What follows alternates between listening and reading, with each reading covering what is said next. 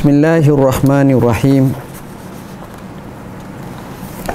Qala al-musannifu rahimahullahu ta'ala wa nafa'ana wa bikum amin. Pada hari ini kita akan bincang berkenaan dengan hikmah yang ke-12. Kata Ibn Atta'illah As-Sakandari, ma nafa'al qalba syai'un mislu uzlatin yadkhulu biha maidana fikrah. Hati tidak mendapat manfaat daripada sesuatu seperti uzlah yang memasuki medan fikrah dengannya. Maknanya di sini ialah, kalau kita tengok hati yang Allah jadikan dan Allah ciptakan kepada kita, yang kita bahaskan sebagai raja kepada anggota, sebagai penentu untuk baik dan buruknya, yang mana Nabi SAW menyebut, ala inna fil jasadi mudrah iza saluhal jasadu kulluh wa iza fasadal jasadu kulluh ala wahiyal qalb. Ketahuilah pada anggota manusia ada segumpal darah, kalau baik maka baik seluruhnya, kalau rosak maka rosaklah seluruh anggotanya, iaitu adalah hati. Hati ini sebagaimana yang disebut oleh Imam Al-Ghazali rahimahullah, mempunyai banyak ajaib-ajaib. Ajaibul qulub itu banyak, dan hati ini sentiasa menjadi berbolak-balik. Sebab itu kita selalu diajar oleh Allah oleh Rasulullah SAW untuk memohon kepada Allah, ya muqallibal qulub sabbit qalbi ala dinika wa ala ta'atik. Hai yang membalik-balikkan hati, sabitkanlah hatiku atas agamamu dan atas ketaatan kepadamu. Ini sifat hati. Dan hati ini dia asyaddu taqalluban, mudah sangat, cepat sangat terbalik-balik. Macam kita beri satu pandangan gini-gini, tiba-tiba datang orang yang hebat cakap dengan kita gini, kita ubah lalu dah pandangan. Datang pula orang lain pula hebat, beri pula hujah gini, berubah pula. Sebab itu kadang-kadang banyak berubah. Macam kita cakap lah, kita kata kita nak beli kereta, kita pun pergilah kedai tengok kereta ni, tak kereta ni, orang ni pun sebut kereta ni pula, kereta ni pula. Jadi akhirnya berubah. Asalnya nak beli sebuah kereta jenis ni, tiba-tiba berubah gini-gini. Begitu juga pakaian, begitu juga makanan, begitu juga semuanya boleh berubah antara satu sama lain. Jadi hati ini dikatakan perkara yang utama dan penting, perlu dijaga hati. Hati ini adalah perkara yang kita kata sentiasa dilihat, dicuba untuk diserang oleh syaitan. Sifat-sifat mazmumah akan cuba dimasukkan melalui riya, melalui ujub, takabur, syak, melalui waham, melalui kita kata tamak, melalui sifat-sifat yang tidak baik, semuanya dalam hati boleh masuk. Jadi macam mana cara kita nak rawat hati kita ni? Nak rawat hati ni macam-macam. Sebab hati kita ni, kita tahulah orang Melayu selalu sebut sakit hati, berasa hati, sedih, geram, dendam, tak puas hati, macam-macam kalimah yang terkait dengan hati. Banyak apabila kita cakap, itulah menunjukkan hati dan perasaan. Dan kita jarang dengar orang yang cakap dalam bentuk yang positif, dalam bentuk yang kita kata begitu bersemangat, dalam bentuk yang melihat ke arah ke depan, jarang kita tengok. Biasanya kita akan selalu berbincang masalah hati yang tak baik semua. Banyak kan macam itu. Jadi persoalan di sini ialah bagaimana cara kita nak memanfaatkan hati kita ini supaya hati kita ini lebih baik, lebih stabil, lebih kuat, lebih kukuh, lebih hebat, dan kita kata hati itu sentiasa kukuh, dia punya sabatnya tinggi, sebagaimana Allah sebut dalam Quran, minal mu'minina rijalun sadaku ma ahadullah alaih faminhum man qada nahbah wa minhum man yantazir wa ma baddalu tabdila. Daripada kalangan orang beriman ada yang telah benar, lelaki daripada orang yang beriman itu, apa yang mereka telah janjikan kepada Allah. Ada yang telah mati terkorban, ada yang sedang tunggu gilirannya, dan mereka sekali-kali tidak tukar apa yang telah mereka janjikan. Sebab hatinya kukuh, hatinya tetap kuat. Ini yang kita nak. Jadi hati ni Sebagaimana anggota lahir ada sakit, ada pening, ada uzur, ada cedera, ada luka, maka begitu juga hati kita ada sakit. Bahkan dalam Al-Quranul Karim, cerita tentang sakit hati ini lebih banyak daripada cerita tentang sakit badan. Allah Subhanahu Wa Taala menyebut dalam awal-awal surah Al-Baqarah, fi qulubihim maradun fazadahumullahu marada. Dalam hati-hati mereka itu ada penyakit, maka Allah tambah lagi penyakit. Jadi penyakit hati ini terlalu banyak yang diceritakan ini. Soalannya, cara yang terbaik untuk merawat hati-hati yang sakit, yang parah, yang luka, yang tak sihat ini macam mana?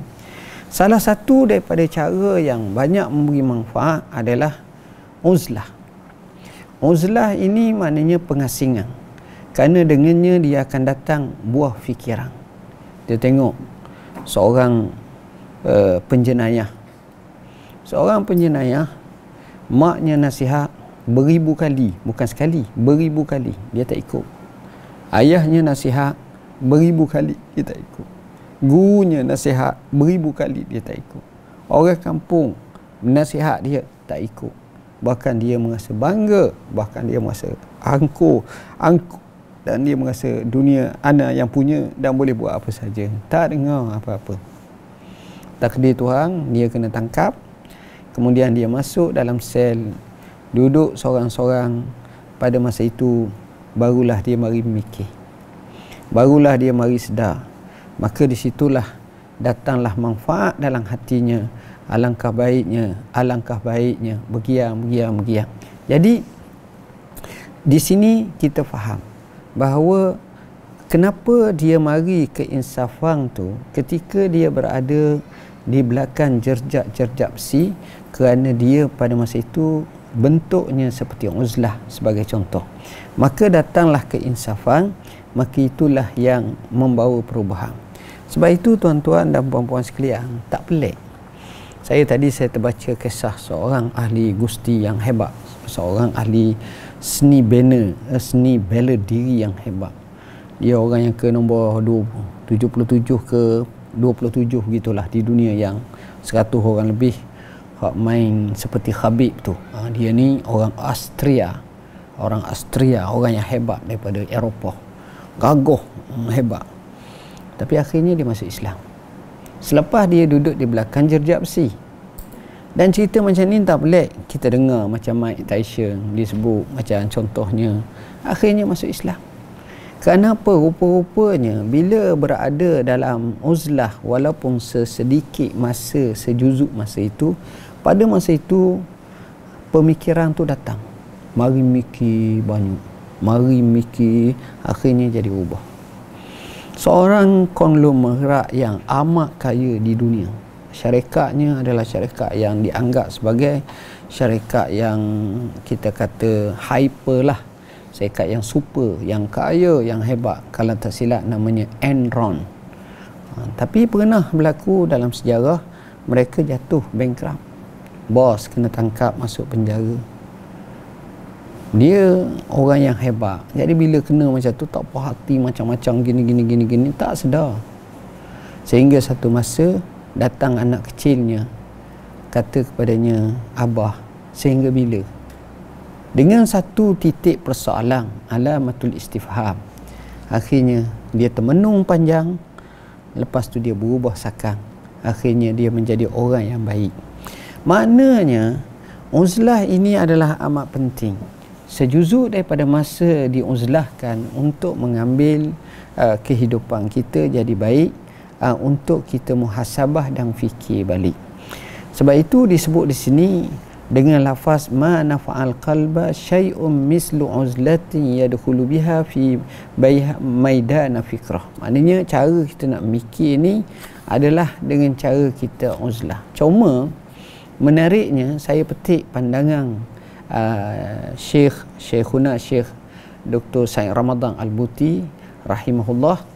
Dia kata Ibnu Athaillah menggunakan kalimah uzlah itu mislu uzlatin dalam bentuk nakirah, tidak dalam bentuk makrifah. Al-uzlah ini kerana antara nakirah dan makrifah itu terdapat perbezaan yang begitu seni dan halus dari segi maknanya.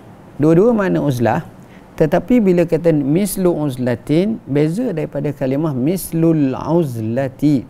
Kerana uzlah jika dinakirah menunjukkan sedikit, sedangkan jika makrifah menunjukkan banyak, kerana ada al lil istighraq salah satunya. Dalam erti kata lain, dikehendaki di sini adalah uzlah tidak menjadi manhaj, cara hidup kesemuanya sehingga memulaukan manusia dan masyarakat. Tak boleh gitu. Contoh mentang-mentang kita kata uzlah bermakna dalam kehidupan kita, kita buang kawan, kita buang keluarga, kita buang semua sekali, kita seorang-seorang. Maka ini sebenarnya bercanggah dengan apa yang dinyatakan la rahbaniyata fil Islam, tiadalah kerahiban dalam Islam, tidak ada pertapaan dalam Islam. Kan, sebab itu dalam sejarah Nabi kita tengok dia berada di Gua Sur, dia berada di Gua Hira. Maka itu dalam mukaddimah Islam, dalam perjalanan untuk menuju hijrah, begitu je.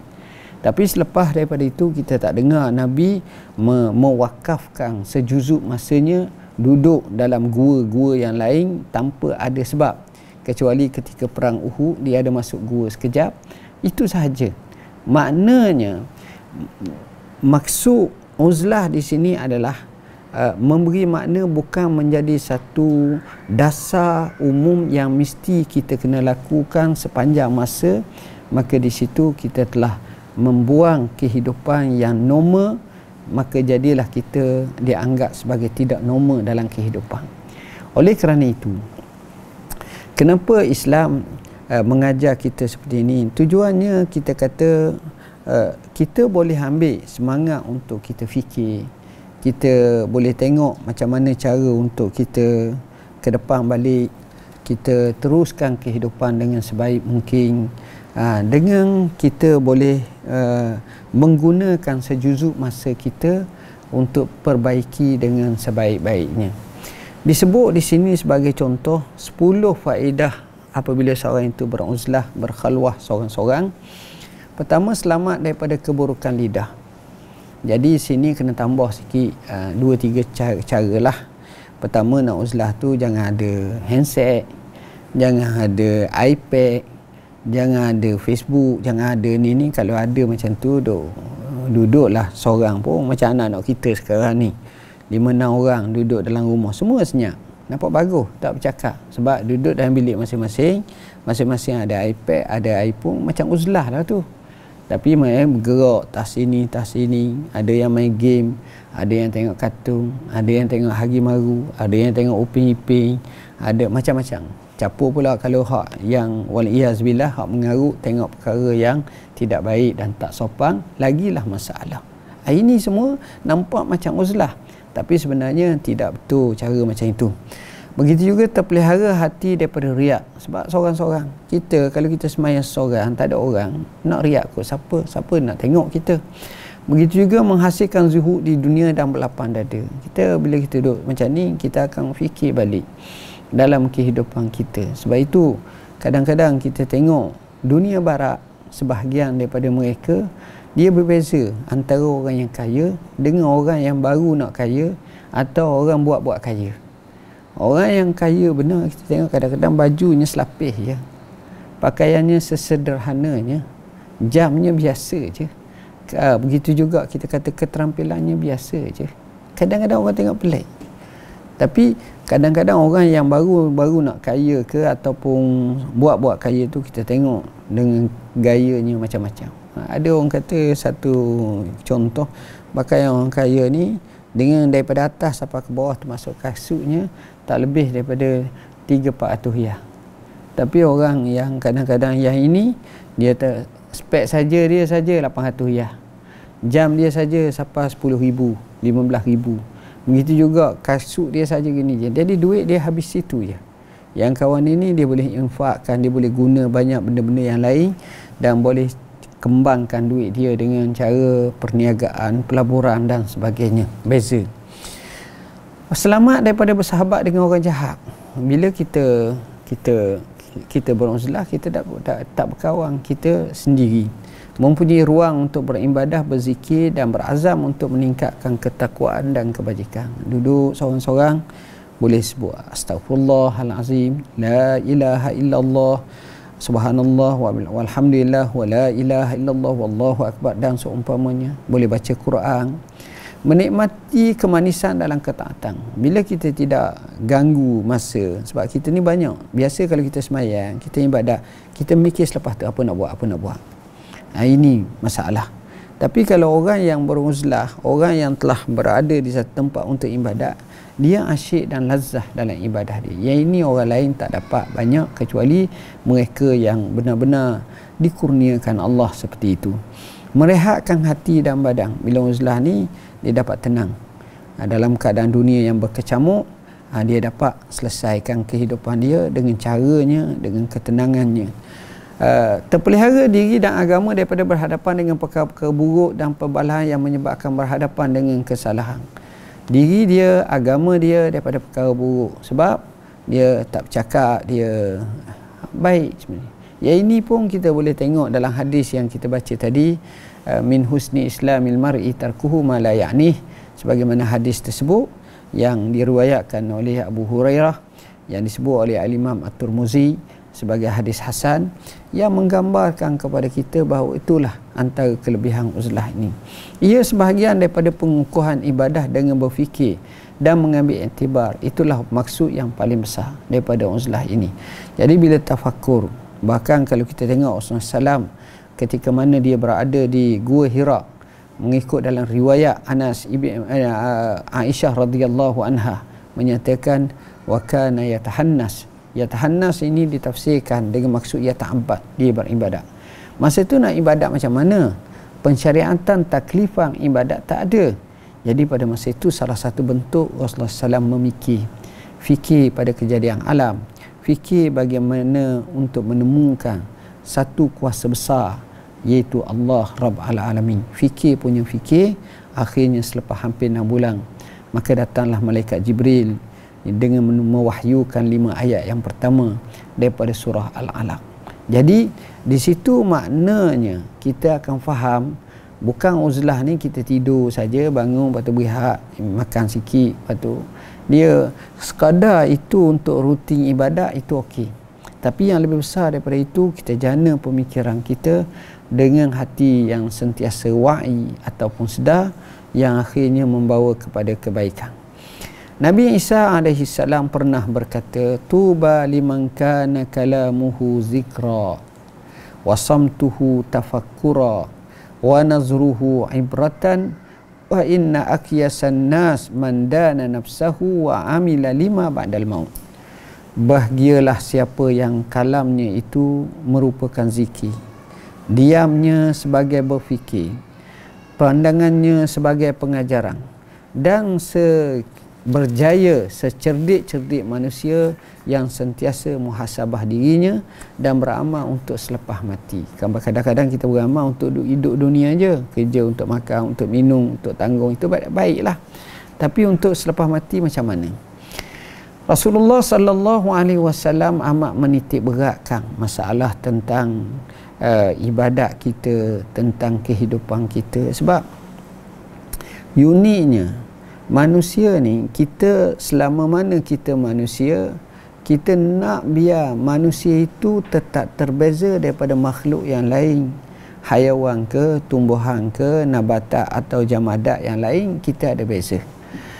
Makanya dikatakan bahawa menggunakan akalan fikir dan tafakur, begitu juga hati yang sentiasa zikir dan wa'i betul-betul, pada masa itu kita akan dapati bahawa kita akan terus menuju ke arah pengiktirafan, pengabdian dan kehambaan kita kepada Allah Subhanahu Wa Taala. Dan natijah daripada itu, kita berdoa kepada Allah, kita mohon kepada Allah. Ini yang disebut dalam surah Ali Imran ayat 190 atau 91.